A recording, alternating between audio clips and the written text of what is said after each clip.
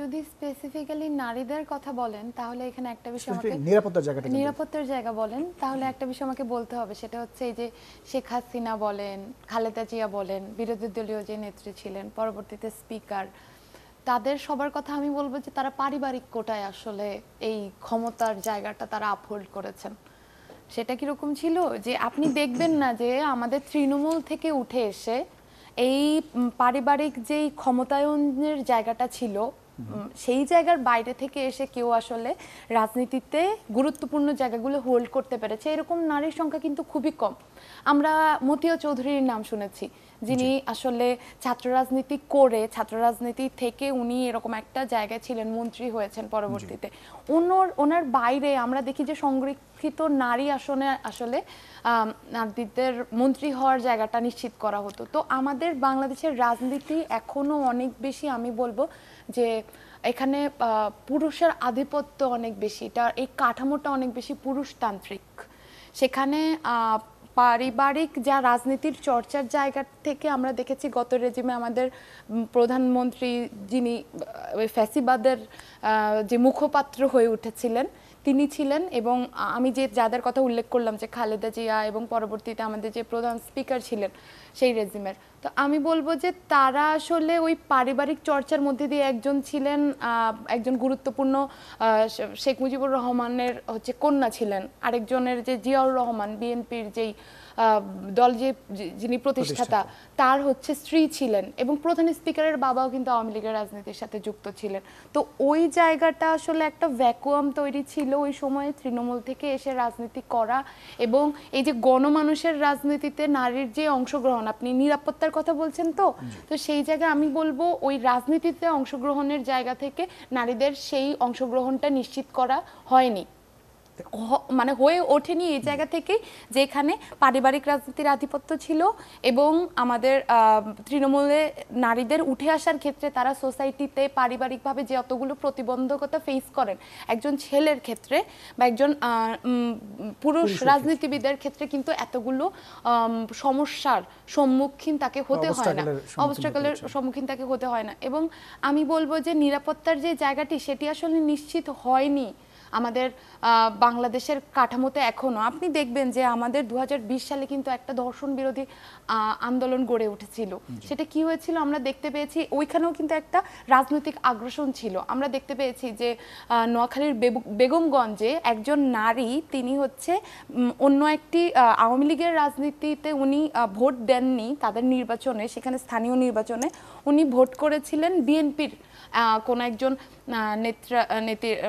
নেতার জন্য, তিনি হচ্ছে ভোট করেছিলেন, বিএনপিতে ভোট দিয়েছিলেন। তো মোদ্দা কথা এটাই ছিল। তো ওখানে আমরা কি দেখতে পেয়েছিলাম যে ওই নারীকে আসলে আওয়ামী লীগের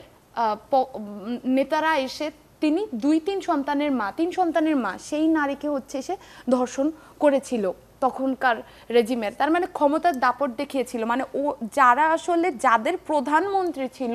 নারী, যারা হচ্ছে নারীর অধিকারের কথা বলছিল, নারীর নিরাপত্তার কথা নিয়ে তারা হচ্ছে ম্যান্ডেট নিয়ে যারা রাজনীতিতে শাসন ক্ষমতায় এসেছিল, তাদের দলেরই লোকজনকে আমরা দেখেছি বিভিন্ন জায়গায় নারীর উপরে আগ্রাসন চালাতে, ধর্ষণের মতো ঘটনা ঘটেছে, যেটা বেগমগঞ্জের ঘটনা তো সারা দেশের মানুষজন জানে। তাদের রেজিমে তনুর ধর্ষণ কাণ্ড ঘটেছে, এবং এরকম আমি নাম বলতে গেলে অসংখ্য ঘটনা রয়েছে যেটা আমি লিস্ট করে শেষ করতে পারবো না। তো এই ধরনের ঘটনাগুলো তো আমাদেরকে জানান দেয় যে বাংলাদেশের যে প্রেক্ষাপট, সেখানে আসলে নারীরা নিরাপত্তা তাদের যে পাওয়ার কথা সেটা তারা পায় না। এবং আমি যদি একদম আমার ব্যক্তিগত জায়গা থেকে বলি, আমি যখন যখন রাত 10টা পার হয়ে যায়, আমি নিজে ব্যক্তিগতভাবে কখনো বাসে উঠতে সেফ ফিল করি না। কেন আমি ফিল করব না? মানে আমার যেখানে দেশের এখানের মধ্যে একজন পুরুষ যখন উঠছেন সেই বাসে রাতের বেলা কোথাও এক জায়গা থেকে আরেক জায়গায় যাওয়া আসা করছেন, তাকে তো ওই চিন্তাটা করতে হয় না যে আমি তখন ফিল করি যেটা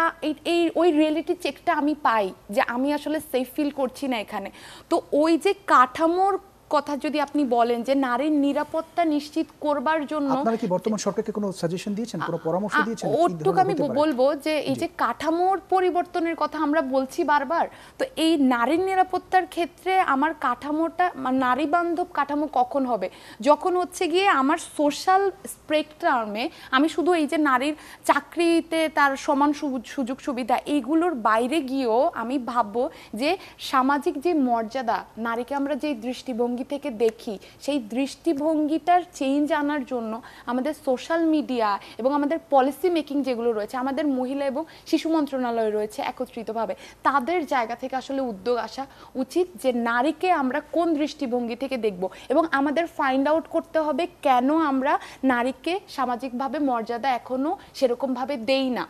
কেন আমরা হচ্ছে নারীর প্রতি নারীকে সবসময় ভয় থাকতে হবে যে তার নিরাপত্তা নিয়ে সে শঙ্কিত থাকবে। এই পরিস্থিতিগুলো কেন তৈরি হয়েছে, কোন পরিস্থিতিতে দাঁড়িয়ে নারীরা নিরাপত্তাহীনতায় ভোগে, এইটার যেমন রিসার্চ করতে হবে এবং সেটাকে কাভার আপ করার জন্য, সেটা থেকে মুভ অন করার জন্য বা এই পরিস্থিতির উন্নতি ঘটাতে গেলে কোন কোন পলিসি আমাদের হাতে নিতে হবে সেটা একটা গবেষণার বিষয়, এবং এটা সিরিয়াসলি পলিসি মেকিং এর পার্ট, এবং এটা আপনার চিন্তার মননশীলতার জায়গা থেকে হতে হবে। আমি একটা নীতি করে দিলাম, একটা ল করে দিলাম, একটা ল বা নীতিমালার মাধ্যমে কিন্তু দেশের মানুষজনের চিন্তা ভাবনার জায়গায় পরিবর্তন আসে না। আপনি দেখবেন, আমি ছোট্ট একটা উদাহরণ দেই,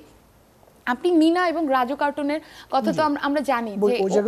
ওইটা কিন্তু দেখবেন এই ধরনের কার্টুনগুলো কি করেছিল আমাদের ছোটবেলা আমরা দেখেছি, এগুলো আমাদের মানসিকতা গড়তে অনেক গুরুত্বপূর্ণ ভূমিকা রেখেছিল। ওখানের মধ্যে আমরা একটা খুবই গুরুত্বপূর্ণ বিষয় দেখতে পেয়েছিলাম যে ছেলে এবং মেয়ের যে অধিকারের জায়গা সেটাকে আসলে কিভাবে সমতায়ন করা হয়েছে, কিন্তু এই সময়গুলোতে এসে এই সোশ্যাল অ্যাওয়ারনেসের জায়গাগুলো আমরা দেখতে পাই এগুলো ভ্যাকুয়াম হয়ে আছে। এই সরকার, গত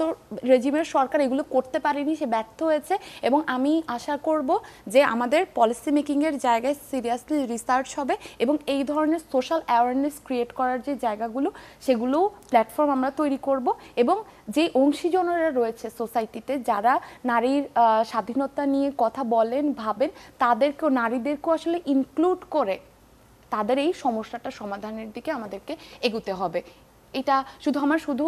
একপাক্ষিকভাবে পলিসি মেকিং এর বিষয় না, আমি মনে করি এটার একটা দীর্ঘ প্রক্রিয়া, এবং এটা যদি শুরু করা যায় এবং এখনকার যে সময় আমরা পার করছি সেই সময় এটার সম্ভাবনা রয়েছে যে আমরা নারীরা যে এই ধরনের নিরাপত্তাহীনতার মধ্যে দিয়ে দিন কাটাই সেই